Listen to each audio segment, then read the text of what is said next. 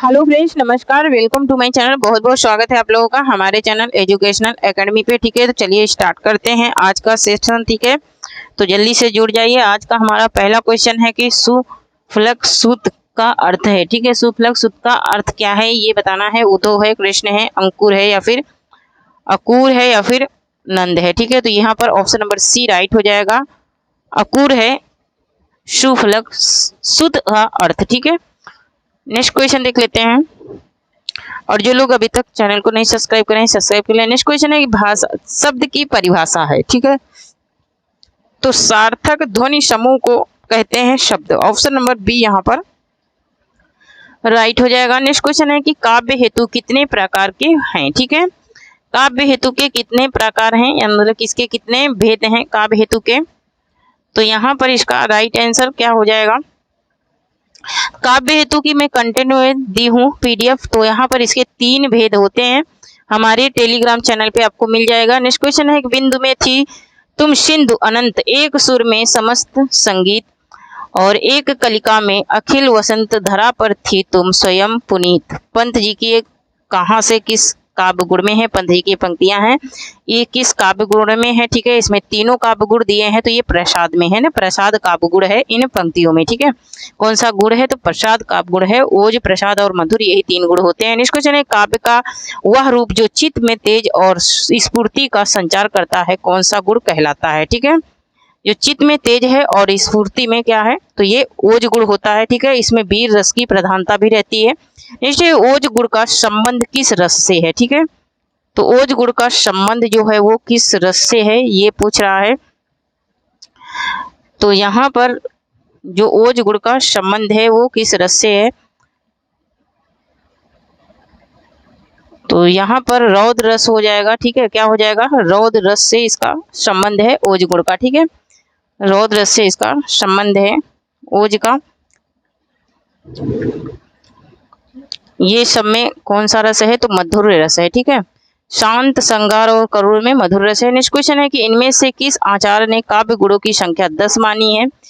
तो काव्य गुणों की संख्या 10 मानने वाले कौन से आचार्य हैं ये पूछ रहा है।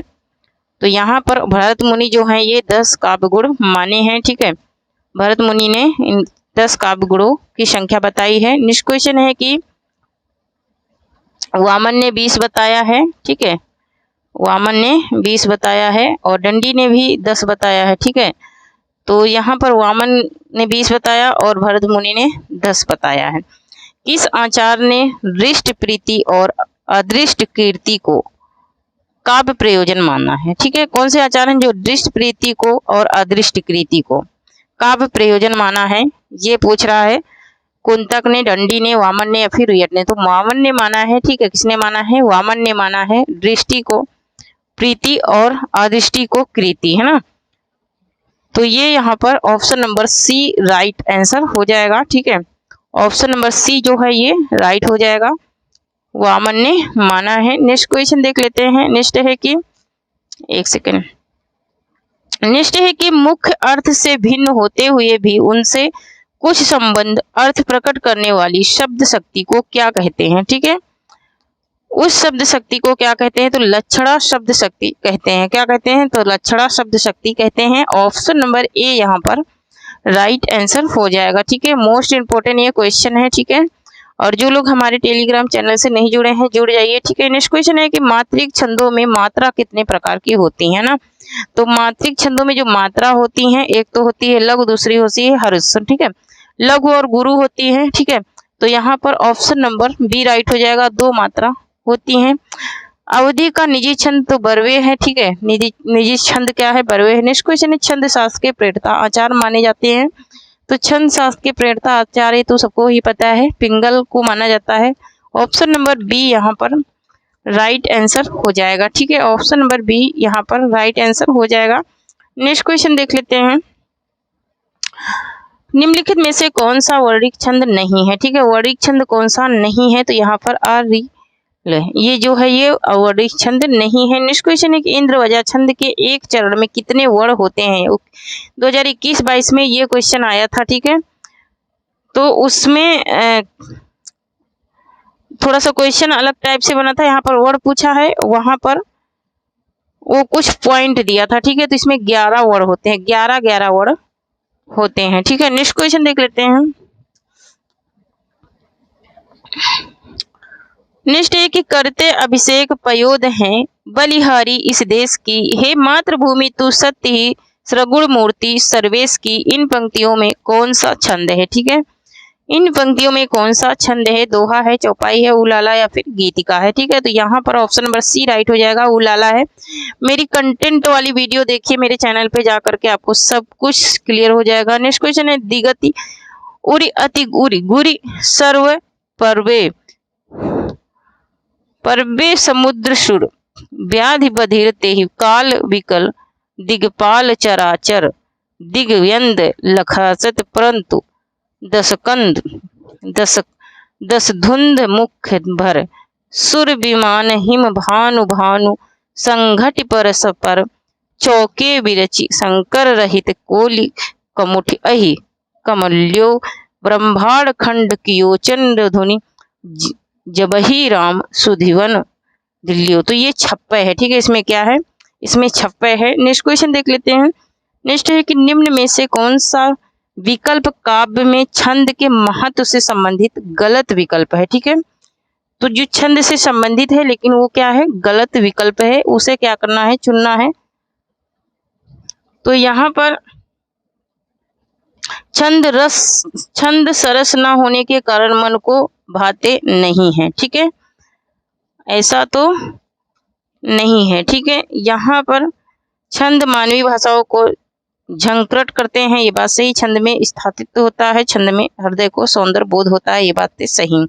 नेक्स्ट क्वेश्चन है कि विभव के भेद हैं, ठीक है। विभव के भेद हैं अवलंबन और उद्दीपन, ये क्या है, विभव के भेद हैं। ऑप्शन नंबर डी राइट हो जाएगा। नेक्स्ट क्वेश्चन है कि भट्टनायक का भुक्तिवाद किस दर्शन पर आधारित है, ठीक है। भुक्तिवाद जो है ये किस दर्शन पर आधारित है, तो ये जो आधारित है ये किस दर्शन पर आधारित है, ये सांख्य दर्शन पर आधारित है भट्टनायक का भुक्तिवाद, ठीक है।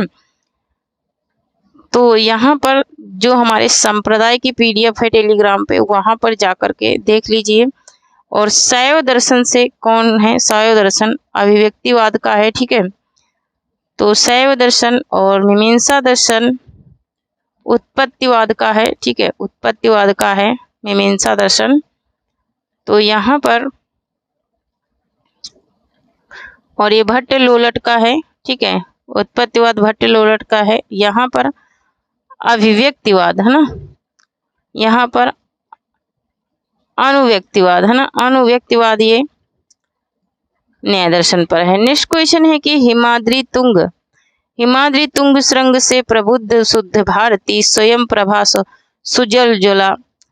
सुसज्जला स्वतंत्रता पुकारती। उपयुक्त पंक्तियों में कौन सा रस है, ठीक है। तो यहाँ पर वीर रस है, ठीक है। इन पंक्तियों में वीर रस है, ओज गुड़ है, ठीक है। वीर रस है और ओज गुड़ है यहाँ पर, ठीक है। नेक्स्ट क्वेश्चन देख लेते हैं। नेक्स्ट है कि जिस प्रकार आत्मा की मुक्तावस्था ज्ञान तथा दशा ज्ञान दशा कहलाती है, उसी प्रकार हृदय की मुक्तावस्था रस दशा कहलाती है। उक्त कथन किसका है, तो ये आचार्य रामचंद्र शुक्ल का ये कथन है। ऑप्शन नंबर सी राइट हो जाएगा।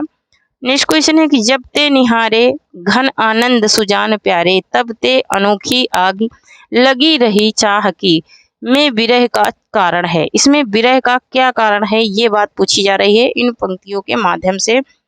मन है, प्रवास है, या फिर पूर्व राग है, या फिर करुण है, ठीक है। तो यहाँ पर पूर्व राग है, क्या है, पूर्व राग है। ऑप्शन नंबर यहाँ पर सी राइट हो जाएगा। नेक्स्ट क्वेश्चन है कि अस्थाई भाव जब विभव अनुभव एवं संचारी भावों के योग से आस्वादन करने योग्य हो जाता है, तब सहृदय प्रेक्षक के हृदय में रस रूप से उसका आस्वादन होता है। रस की यह परिभाषा किस विद्वान ने दी है, ठीक है। ये परिभाषा किस विद्वान ने दी है, ये पूछा जा रहा है यहाँ पर, ठीक है। ये कह रहा है कि एवं विभव अनुभव और संचारी भाव तीनों चीजों की बात हो रही है, और कह रहा है कि इनके योग से जब आस्वादन होता है, ठीक है। तो ये श्याम सुंदर दास का ये कथन है, ठीक है। किसका है, श्याम सुंदर दास का ये कथन है।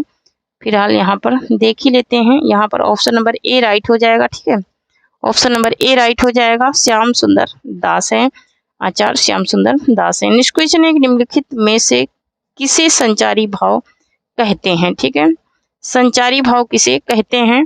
विभव को, व्यभिचारी भाव को, अनुभव को या फिर अस्थायी भाव को? तो यहाँ पर व्यभिचारी भाव को कहते हैं संचारी भाव। ऑप्शन नंबर यहाँ पर बी राइट हो जाएगा। नेक्स्ट क्वेश्चन है कि विकल्प, निम्न विकल्पों में से संयुक्त वाक्य को पहचानिए।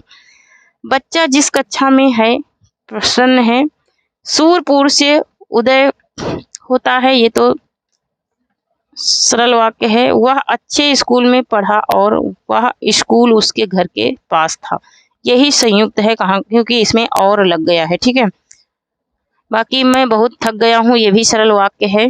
ठीक है, बच्चा जिस कक्षा में पढ़ा वो भी मिश्र वाक्य है। नेक्स्ट क्वेश्चन है कि निम्न विकल्प में से उस विकल्प का चयन कीजिए जो दिए गए वाक्य के अनुसार सही संज्ञा पदबंध का विकल्प है। ठीक है, 4 ताकतवर मजदूर इस भारी चीज को उठा पाए। ठीक है, तो यहाँ पर पदबंध जिसमें है उसी को बताना, तो 4 ताकतवर मजदूर हो जाएगा। ऑप्शन नंबर बी राइट हो जाएगा। नेक्स्ट है कि निम्नलिखित वाक्य में उद्देश्य का सही विकल्प पहचानिए। रोहन गृह कार्य करने के लिए अभी अपने मित्र के घर गया। तो यहाँ पर उद्देश्य ही बताना है। ठीक है, उद्देश्य क्या है? रोहन है, गृह कार्य है, या फिर रोहन गृह कार्य करने के लिए या फिर अपने मित्र के घर गया, है ना। तो यहाँ पर रोहन हो जाएगा, जो करता होता है वही उद्देश्य होता है। ठीक है, ऑप्शन नंबर ए राइट हो जाएगा। नेक्स्ट है कि निम्न विकल्पों में से संयुक्त वाक्य को पहचानिए। ठीक है, संयुक्त वाक्य मैंने बताया कि और, किंतु, परंतु जिसमें लगता है वही संयुक्त वाक्य होता है। ठीक है, इस तरह के वाचक शब्द लगे रहते हैं। तो यहाँ हमने पानी बरसता हुआ देखा और घर में शरण ली, है ना। तो ऑप्शन नंबर ए राइट हो जाएगा। नेक्स्ट क्वेश्चन है कि दिए गए वाक्य में एक वाक्य शुद्ध है जिसका चयन करें, है ना। इसमें जो वाक्य शुद्ध है उसका चयन करना है। तो यहाँ पर देख लेते हैं, उधार लेने वाले प्रायः ऋणदाता से मुंह हटाने लगते हैं। यहाँ पर उधार लेने वाले प्रायः ऋणदाता से मुंह चुराने लगते हैं। ऑप्शन नंबर बी राइट हो जाएगा। नेक्स्ट क्वेश्चन है कि इनमें से कौन सा वाक्य शुद्ध है? सीता ने यह कहा, सीता ने यह कही, सीता यह कही, सीता यह कहा। यहाँ पर शुद्ध वाक्य को पहचानना है, तो सीता ने यह कहा। ठीक है, क्या हो जाएगा? सीता ने यह कहा। ऑप्शन नंबर ए राइट हो जाएगा। इस तरह के क्वेश्चन आते हैं। ठीक है, और तुम बहुत अच्छे बच्चे हो, इस वाक्य में कौन सा पदबंध विशेषण पदबंध है? ठीक है, तुम बहुत अच्छे हो, तो यहाँ पर पदबंध विशेषण पूछ रहा है। ठीक है, तो यहाँ पर बहुत अच्छे हो जाएगा, है ना। जो प्राविशेषण होता है वही पदबंध विशेषण भी कहलाता है। ठीक है, प्राविशेषण जो होता है वही पदबंध भी कहलाता है। इनमें से शुद्ध वाक्य कौन सा होता है? तो यहाँ पर शुद्ध वाक्य को चुनना है। तो यहाँ पर मेरे प्राण निकल गए, मेरा प्राण निकल गया, तो यहाँ पर मेरे प्राण निकल गए। ऑप्शन नंबर ए राइट हो जाएगा। नेक्स्ट क्वेश्चन है, साहित्य और जीवन का घोर संबंध है, वाक्य में अशुद्ध अंश है। ठीक है, साहित्य और जीवन का घोर संबंध है, वाक्य में अशुद्ध अंश क्या है? ठीक है, इस वाक्य में घोर जो है ये अशुद्ध है। ठीक है, यहाँ पर क्या होना चाहिए? घनिष्ठ होना चाहिए। ठीक है, घनिष्ठ संबंध है। ठीक है, तो यहाँ पर जो घोर लिखा है ये घोर क्या है? अशुद्ध है, घनिष्ठ होना चाहिए। जैसा ही अमृता घर पहुंची वैसे ही संस्कृति चली गई, कैसा वाक्य है? मैंने अभी भी बताया, एक्सप्लेन किया कि मिश्र वाक्य में क्या क्या वाचक शब्द लगते हैं ना, जो, सो, जैसे तैसे, जिधर उधर। ठीक है, मैं, उसे, उसने, ये सब क्या है? ये सब मिश्र वाक्य के उपवाक्य हैं, इनकी पहचाने हैं। तो यहाँ पर इस वाक्य में मिश्र वाक्य है। ठीक है, ऑप्शन नंबर सी राइट होगा। नेक्स्ट है कि उसने खा लिया होगा, अर्थ की दृष्टि से किस प्रकार का वाक्य है? ठीक है, अर्थ की दृष्टि से ये किस प्रकार ये संदेहवाचक वाक्य है। नेक्स्ट क्वेश्चन है कि निम्नलिखित में से संयुक्त वाक्य कौन सा है? ठीक है, हमने खाना नहीं खाया, ये तो निषेधार्थक वाक्य हो गया। मैंने खाना खा चुका, ये तो एकदम ही शुद्ध हो गया। तब वह आया, बिजली चमकती है, मैंने खाना खाया और मेरी भूख मिट गई, यही हो जाएगा। ठीक है, ऑप्शन नंबर डी हो जाएगा। मैंने खाना खाया और मेरी भूख मिट गई, ऑप्शन नंबर डी यहाँ पर राइट हो जाएगा। जो और लगा है ये वाचक शब्द है, बिजली चमकती है साधारण वाक्य है, और मैं खाना खा चुका तब वह आया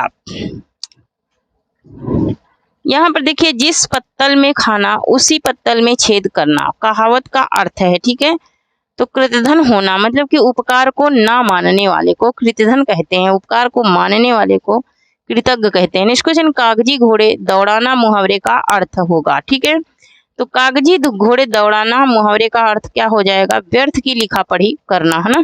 क्या हो जाएगा? व्यर्थ की लिखा पढ़ी करना हो जाएगा। नेक्स्ट क्वेश्चन है कि खेत रहना मुहावरे का अर्थ है। खेत रहना मुहावरे का क्या अर्थ है, ये बात पूछी जा रही है। खेत रहना मुहावरे का तो युद्ध में शहीद होना। नेक्स्ट क्वेश्चन है कि आकाश टूट पड़ना मुहावरे का अर्थ है। ठीक है, तो अचानक विपत्ति का आना, अचानक विपत्ति का आना, आकाश टूट पड़ना। ठीक है, नेक्स्ट क्वेश्चन है खाक में मिलना मुहावरे का सही अर्थ है। तो खाक में मिलना मुहावरे का सही अर्थ हो जाएगा नष्ट कर देना। ऑप्शन नंबर सी राइट हो जाएगा। नेक्स्ट क्वेश्चन है, एक निम्नलिखित प्रश्न में 4 विकल्पों में से उस विकल्प का चयन करें जो दिए गए मुहावरों का सही अर्थ हो। सर पर कफन बांधना मुहावरा है सर पर कफन बांधना। बहुत लज्जित होना, सेखी करना, या फिर संकट में बचाना, या फिर बलिदान के लिए तैयार होना। तो यहाँ पर क्या हो जाएगा? सर पर कफन बांधना नहीं, संकट से बचना नहीं, बलिदान के लिए तैयार होना होगा। यहाँ पर मरने के लिए तैयार हो जाना अर्थ देने वाला मुहावरा है। मरने के लिए तैयार हो जाना अर्थ देने वाला मुहावरा क्या है? तो सिर पर कफन बांध लेना। ऑप्शन नंबर सी राइट हो जाएगा। ठीक है, तो ऑप्शन नंबर क्या? सी राइट हो जाएगा। सिर पर कफन बांध लेना। ठीक है, सिर पर खून सवार होना, अधिक गुस्सा होना, सिर पर भूत सवार होना, ये भी अधिक गुस्सा होना होगा। आंख में खून उतर आना, अधिक गुस्सा आना। ये नेक्स्ट क्वेश्चन है, हाथ कंगन को अरसी क्या? इस लोकोक्ति का अर्थ है अरसी क्या? हाथ कंगन को अरसी क्या, इसका सही अर्थ क्या हो जाएगा? तो प्रत्यक्ष के लिए प्रमाण क्या? ऑप्शन नंबर सी राइट होगा। नेक्स्ट क्वेश्चन देख लेते हैं। नेक्स्ट है कि सदगति शब्द में समास होगा। ठीक है, सदगति शब्द में कौन सा समास होगा? सदगति शब्द में तत्पुरुष समास होगा। ऑप्शन नंबर ए राइट हो जाएगा। नेक्स्ट क्वेश्चन है कि आजन्म शब्द में समास है। तो आजन्म शब्द में अव्ययी भाव समास होगा। ऑप्शन नंबर यहाँ पर सी राइट हो जाएगा। ठीक है, ऑप्शन नंबर सी राइट हो जाएगा, आजन्म, है ना।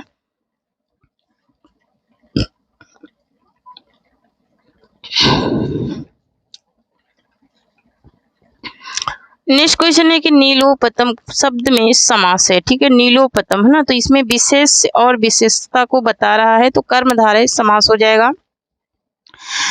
राजा रानी में कौन सा समास है? तो द्वंद्व समास है, राजा और रानी। नेक्स्ट क्वेश्चन है, भारत रत्न में कौन सा समास है? भारत रत्न में भारत का रत्न। ठीक है, भारत का रत्न, तो तत्पुरुष समास हो जाएगा। मुखचंद में समास है। ठीक है, मुखचंद में कौन सा समास है? तो कर्मधारय समास है, चंद्रमा के समान मुख। नेक्स्ट क्वेश्चन है कि निम्नलिखित में से सही युग्म का चयन कीजिए, है ना। तो चंद्रमा के समान मुख, तो इसलिए वो मस में क्या हो जाएगा? कर्मधारय।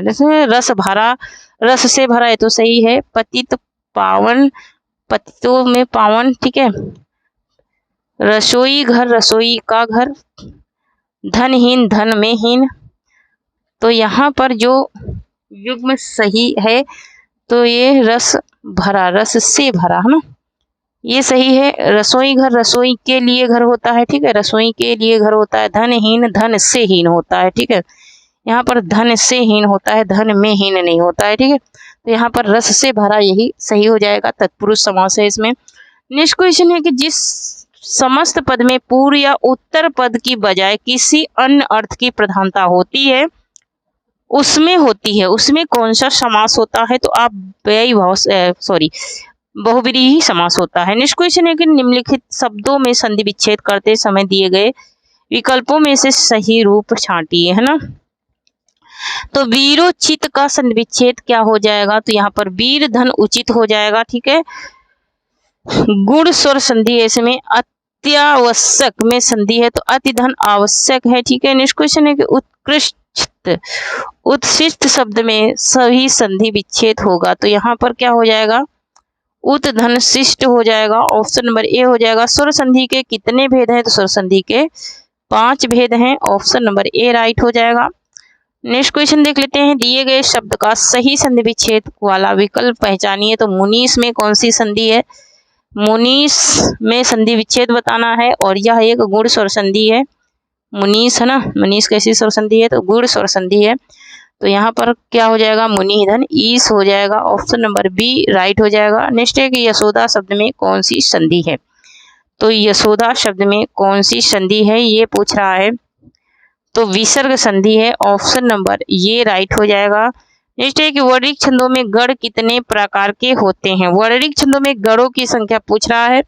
यह क्वेश्चन मैंने कल भी पढ़ाया था। यह गढ़ मगढ़ तगड़ सगड़ है ना। तो यहाँ पर ऑप्शन नंबर है ना, यमाता राजभानस लगा। मैं कई बार ये सूत्र पढ़ा चुकी हूँ, ठीक है।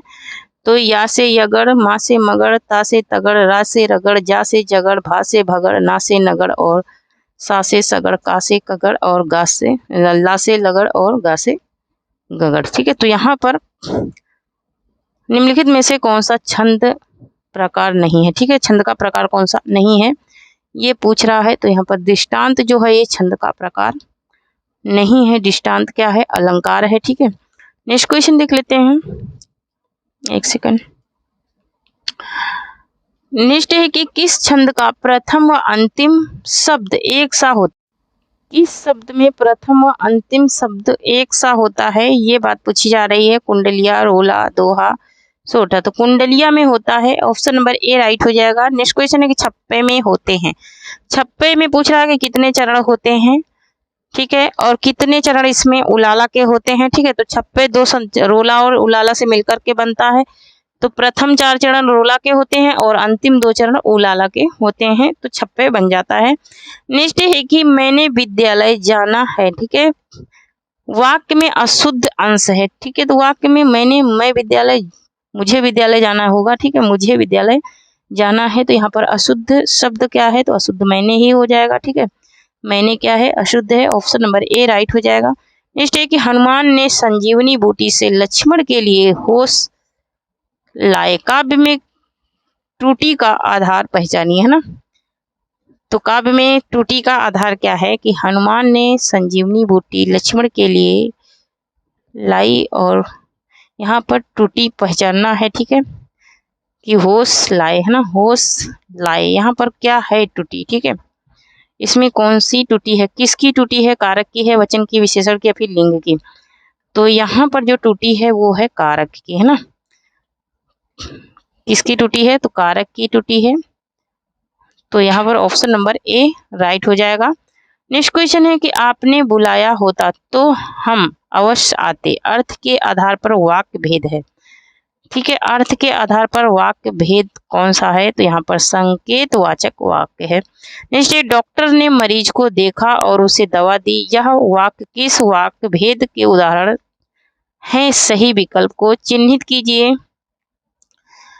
तो ये किस वाक्य भेद का उदाहरण है? तो ये है संयुक्त वाक्य का। मैंने अभी भी बताया कि और, किंतु, परंतु, लेकिन, इसलिए, तथा, क्योंकि, ये सारे शब्द संयुक्त वाक्य में लगते हैं। नेक्स्ट क्वेश्चन है कि अर्थ के आधार पर वाक्यों के भेद बताइए, ठीक है। तो अर्थ के आधार पर वाक्य कितने होते हैं? 8 होते हैं, ठीक है। 8 वाक्य होते हैं अर्थ के आधार पर। नेक्स्ट क्वेश्चन है कि जिस समासिक शब्द में पूर्व पद और उत्तर पद गौण होते हैं और कोई तीसरा पद प्रधान है वहां कौन सा समास होता है? ठीक है, तो तीसरा पद प्रधान होता है तो अव्ययी भाव बहुब्रीहि में होता है। नेक्स्ट क्वेश्चन है कृताकृत में समास है। कृताकृत है ना, तो कृताकृत है ना, 2 एकदम समान शब्दाएं हैं तो यहाँ पर कर्मधारय समास हो जाएगा क्योंकि विशेष विशेषता को बता रहा है। नेक्स्ट क्वेश्चन है कि आकृतम में कौन सा समास है? आकृतम है ना, तो आकृतम में कौन सा समास है तो ये पूछ रहा है, तो यहाँ पर तत्पुरुष समास है। ऑप्शन नंबर ए राइट होगा। नेक्स्ट क्वेश्चन है कि बखूबी में कौन सा समास पाया जाता है? बखूबी, ठीक है, बखूबी में अव्ययी भाव समास है। ऑप्शन नंबर ए राइट हो जाएगा। नेक्स्ट क्वेश्चन है कि तत्क्षण का सही संधि विच्छेद है, ठीक है। तत्क्षण का सही संधि विच्छेद क्या हो जाएगा? मोस्ट इंपोर्टेंट ये संधि है, ठीक है, बहुत ज्यादा पूछी जाती है। एक तल्लीन और एक तत्धन सरल हो जाएगा। क्या हो जाएगा? तत्धन सरल हो जाएगा। एक तल्लीन शब्द है वो भी बहुत पूछा जाता है। नेक्स्ट क्वेश्चन है कि संधि विच्छेद की संधि क्या होगी? ठीक है, किसकी? जल धन ओध, है ना, तो जलोद हो जाएगी। नेक्स्ट क्वेश्चन है कि अविच्छा, अनविच्छा का संधिविच्छेद क्या हो जाएगा? तो अनविच्छा का क्या हो जाएगा? अनुधन इच्छा हो जाएगा। नेक्स्ट क्वेश्चन देख लेते हैं।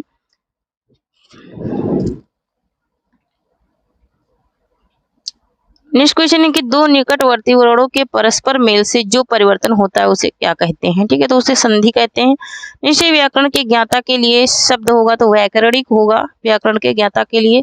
निश्चय संदेह संचय में संदेह का अर्थ जहां मन में कुछ होने की आशंका होना, वहीं संशय का अर्थ क्या है? ठीक है, तो संशय और आशंका के बारे में पूछ रहा है, तो वास्तविकता के लिए अनिश्चय की स्थिति है ना।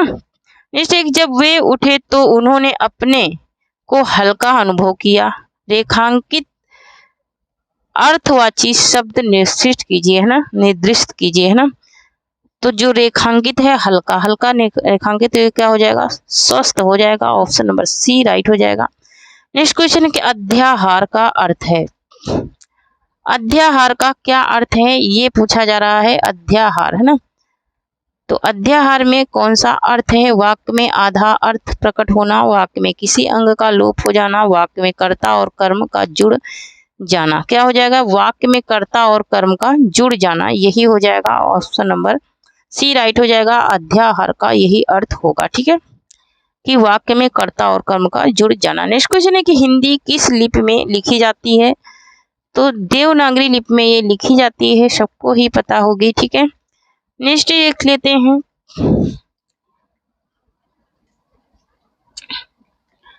संघ की राजभाषा हिंदी और लिपि देवनागरी होगी। यह भारतीय संविधान के किस अनुच्छेद में लिखा गया है? मोस्ट इंपोर्टेंट है, इसलिए ये हर प्रैक्टिस में ये क्वेश्चन रहता ही रहता है। तो 343 में ये बात कही गई है, 343 में। नेक्स्ट क्वेश्चन है कि हिंदी की कौन सी बोली उत्तर प्रदेश एवं बिहार दो प्रांतों में बोली जाती है ना। हिंदी की कौन सी बोली जो उत्तर प्रदेश में भी बोली जाती है और बिहार में भी बोली जाती है, तो वो कौन सी बोली है?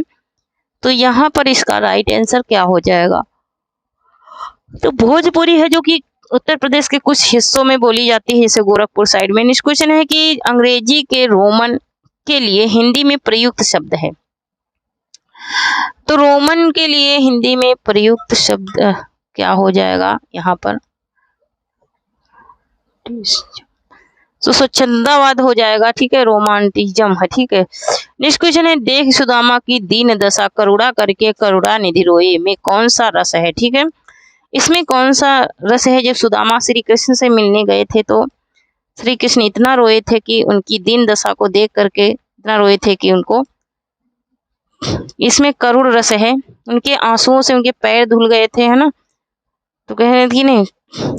व्याकरण में काल का क्या अर्थ है? तो व्याकरण में काल का अर्थ है समय। ऑप्शन नंबर बी राइट हो जाएगा। नेक्स्ट क्वेश्चन है कि निम्नलिखित वाक्यों में भाववाच्य का उदाहरण कौन सा है? ठीक है, तो मैंने इसकी ट्रिक बताई थी कि जिसमें अब चला जाए, है ना, तो यहाँ पर ऑप्शन नंबर ए राइट हो जाएगा। नेक्स्ट क्वेश्चन कर्मवाच्य में प्रधान होता है। कर्मवाच्य में क्या प्रधान होता है? तो ये कर्ता प्रधान होता है कर्मवाच्य में। ठीक है, क्या प्रधान होता है? कर्ता।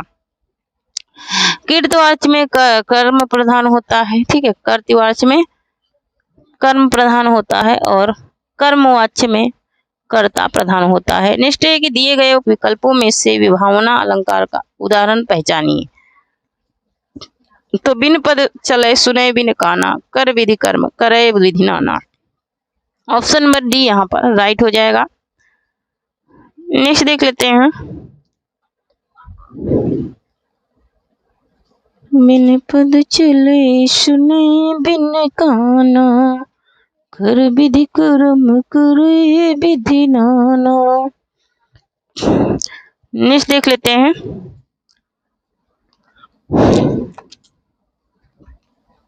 एक सेकंड।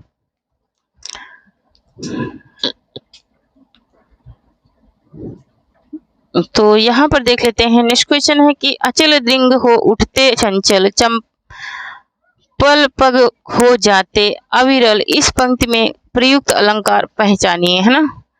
इसमें कौन सा अलंकार है? इसमें विरोधाभास अलंकार है। ऑप्शन नंबर सी राइट हो जाएगा। नेक्स्ट क्वेश्चन है, आगे नदियां पड़ी अपार, घोड़ा कैसे उतरे पार। राणा ने देखा इस पार, तब तक चेतक था उस पार। दी गई पंक्तियों में कौन सा अलंकार है ना? तो ये राणा प्रताप के घोड़े से पर गया हवा का पाला था, रणवीर चौकरी भर भर कर चेतक बन गया निराला था ना। तो ये कविता है, ये किसकी कविता है भाई? जरा कमेंट में बताना है किसकी कविता है ना। हम लोग पहले पढ़ा करते थे, ठीक है। तो ये अतिशोक्ति अलंकार है, क्योंकि यहाँ पर बढ़ा चढ़ा करके बात हो गई है। क्या हो गई है? बढ़ा चढ़ा करके बात हो गई है। जहाँ पर उपमेय में उपमान की संभावना प्रकट की जाए वहाँ अलंकार होता है। दिए गए विकल्प में से सही चयन। तो यहाँ पर उत्प्रेक्षा अलंकार होता है, जहाँ पर उपमेय और उपमान की संभावना की जाती है, और जहाँ पर भेद रहित वर्णन हो जाता है वहां पर रूपक अलंकार हो जाता है ना। जहां पर अभेद रहित वर्णन होता है वहां रूपक अलंकार, और जहां पर उपमेय और उपमान में संभावना होती है वहां पर उत्प्रेक्षा हो जाता है। बस इतना ही फर्क है। पायो जी मैंने राम रतन धन पायो, पायो जी मैंने राम रतन धन पायो। रूपक अलंकार है। मीराबाई की ये क्या है? लाइनें हैं, ठीक है। इसमें रूपक अलंकार है। नेक्स्ट क्वेश्चन देख लेते हैं। नेक्स्ट है हमारा कि उपमेय पर उपमान का अभेद आरोप होने पर होता है ना। अभेद आरोप होने पर रूपक अलंकार होता है, मैंने अभी भी बताया, ठीक है। रूपक अलंकार होता है। नेक्स्ट क्वेश्चन है, निम्नलिखित में कौन सा शब्द अलंकार नहीं है? तो शब्द अलंकार कौन नहीं है? 3 अर्थालंकार के भेद है, 3 शब्द अलंकार के। तो यहाँ पर रूपक जो है ये अर्थालंकार का भेद है, शब्द अलंकार का नहीं है, ठीक है। नेक्स्ट क्वेश्चन है, निम्नलिखित विकल्पों में से कौन सा उपमा अलंकार का भेद नहीं है? ठीक है, साधारण धर्म, उपमान, वाचक या फिर लक्षण, है ना। तो यहाँ पर जो नहीं है वो बताना है। तो यहाँ पर उपमेय, यहाँ पर लक्षण नहीं है, ठीक है।